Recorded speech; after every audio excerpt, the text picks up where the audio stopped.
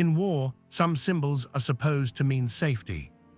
A white armband, a red cross, a nurse's uniform. In the Pacific War, those symbols often meant nothing at all. For captured nurses, women trained to heal, not fight. The moment of capture was not the end of danger.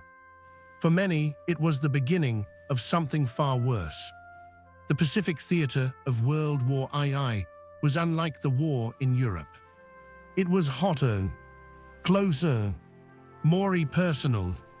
Islands were isolated, supply lines were fragile, prisoners were seen not as human beings but as burdens or threats. Japanese military culture at the time emphasized honor, obedience, and death over surrender. Anyone who surrendered was viewed as weak. That mindset shaped how prisoners were treated, especially women. The nurses stationed across the Pacific were young, disciplined, and determined. American, Australian, British, Dutch. They worked in jungle hospitals, field tents, and evacuation points. Many had never been outside their home countries before the war.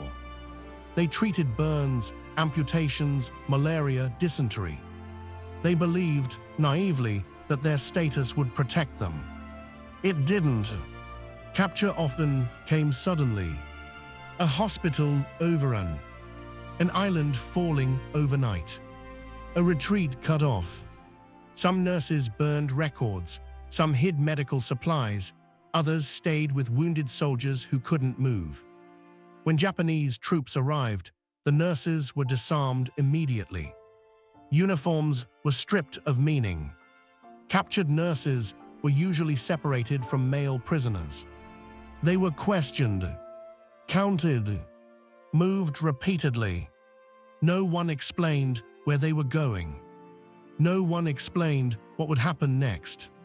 The uncertainty was crushing. Unlike German POW camps, many Japanese prison camps had no standardized system. Conditions depended entirely on the officers in charge. Some camps were brutal. Others were worse. Food was scarce. Medical supplies were forbidden. Nurses, once healers, were denied the tools of their trade. Women were forced into hard labor despite illness and starvation. Nurses were not treated as professionals. They were treated as captives. Names were replaced with numbers. Ranks were ignored. Uniforms deteriorated into rags. Survivors later said the worst part wasn't hunger, it was being stripped of purpose. To be trained to save lives and then forbidden to do so. Officially, Japanese military regulations forbade abuse. In reality, enforcement was rare. Isolated camps, remote islands, no oversight. What happened depended on the character of individual officers, and many acted without restraint. Especially as the war turned against Japan. Captured nurses lived under constant psychological pressure. Threats, shouting, random punishment. Sometimes guards would enter quarters at night, not always to harm, but to remind the women that safety no longer existed. Fear became a tool of control. The nurses learned quickly not to talk openly, not to ask questions, not to protest, not to draw attention. They watched each other for signs of collapse. Survival became collective. Women took turns staying awake. They shared scraps of food. They whispered encouragement when voices failed. Food rations shrank as Japan's supply lines collapsed. Rice portions became handfuls. Water became contaminated. Medicine vanished. Nurses watched prisoners die from diseases they knew how to treat, but weren't allowed to. That helplessness stayed with them for life. By 1944, the Pacific War had shifted. American submarines strangled supply routes. Air raids intensified. Japanese garrisons were abandoned. Camps grew harsher, not better. Guards were hungry. Officers were desperate. Violence increased as discipline broke down. Some nurses still believed international law would save them. The Geneva Conventions, the rules of war. But the Pacific War did not follow European assumptions. Survivors later said they realized something terrifying. No one was coming to check. In the last months of the war, chaos ruled. Some camps were evacuated. Others were forgotten. Nurses were marched through jungles, loaded onto ships, or left in camps with no supplies. Each day felt like borrowed time. When Allied forces finally arrived, nurses didn't cheer. Many didn't believe it. Uniforms still triggered fear. Commands still caused flinching. Freedom felt unreal after years of control. Liberation did not erase the damage. Many nurses returned home physically broken. Others carried invisible wounds. Some never spoke about captivity. Some spoke only decades later. Society wanted heroes, not complicated truths. Post-war politics mattered. Japan became an ally. The Cold War began. Silence felt convenient. Many crimes were never fully investigated, and many survivors chose dignity over disbelief. In memoirs and interviews, nurses described captivity in careful words. Not to shock, not to accuse, but to remember. They spoke of fear, humiliation, and resilience, not as victims, but as witnesses. This history isn't about revenge. It's about understanding how war strips away rules when ideology and desperation collide. It shows what happens when innocence meets unchecked power. After weeks in captivity, fear turned into routine. Not safety. Routine. Wake up before dawn. Line up. Counted again. Assigned work. For nurses, the cruelty wasn't always physical. It was procedural, being ordered to scrub floors instead of wounds, being punished for trying to help the sick, being told their training meant nothing now. The system worked because it was relentless. The most painful irony was this: nurses were surrounded by sickness but denied medicine. Malaria swept through camps. Skin infections spread. Wounds rotted untreated. Nurses improvised quietly, using boiled leaves, scraps of cloth, whispered instructions. They risked punishment to do what they had always done. Heal. That defiance was small, but it mattered. Years later, survivors would struggle to explain something deeper than trauma.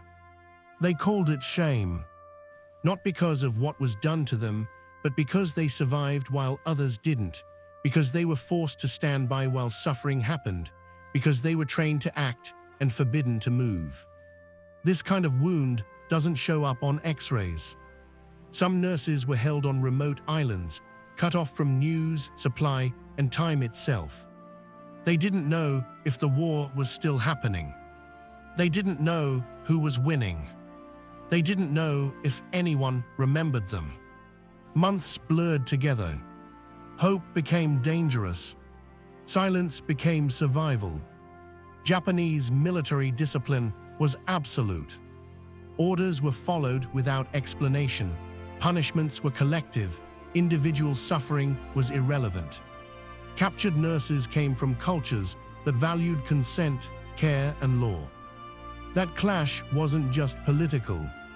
It was existential. Many nurses later described a specific moment when they understood the truth. No negotiations were coming. No inspections. No rescue missions. If they survived, it would be by endurance, not intervention. That realization changed everything.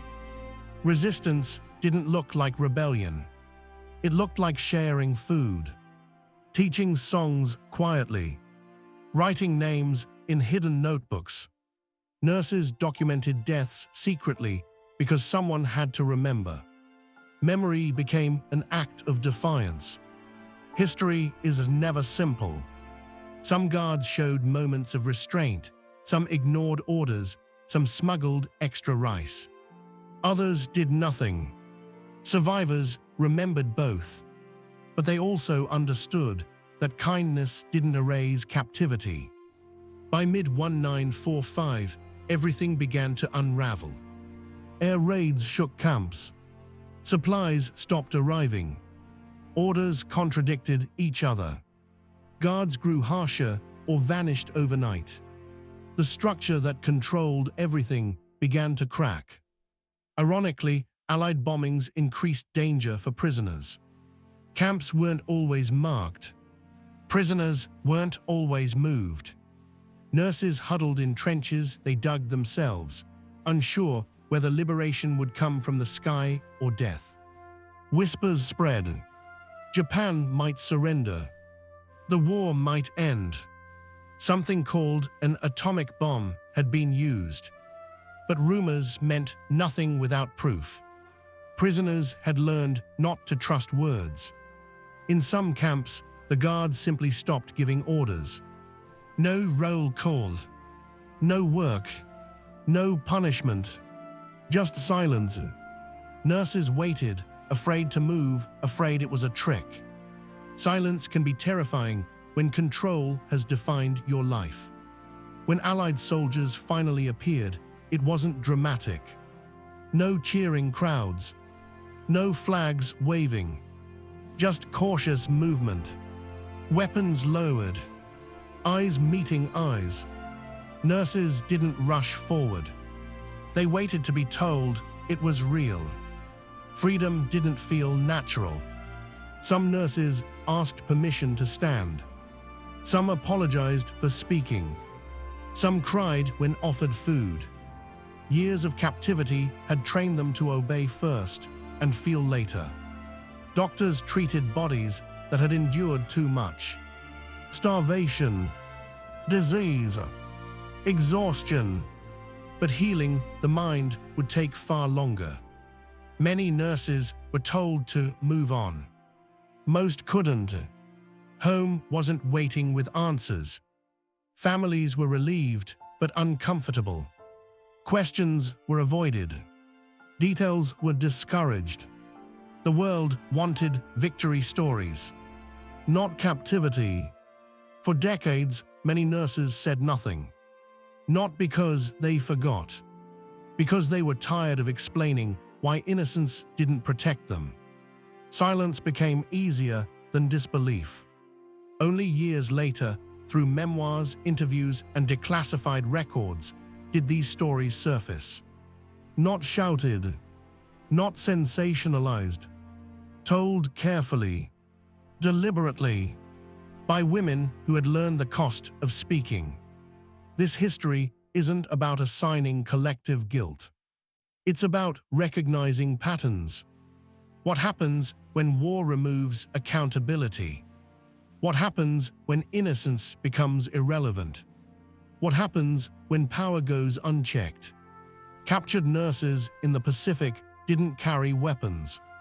They carried knowledge, compassion, responsibility. And when the rules of war collapsed around them, many endured without losing who they were.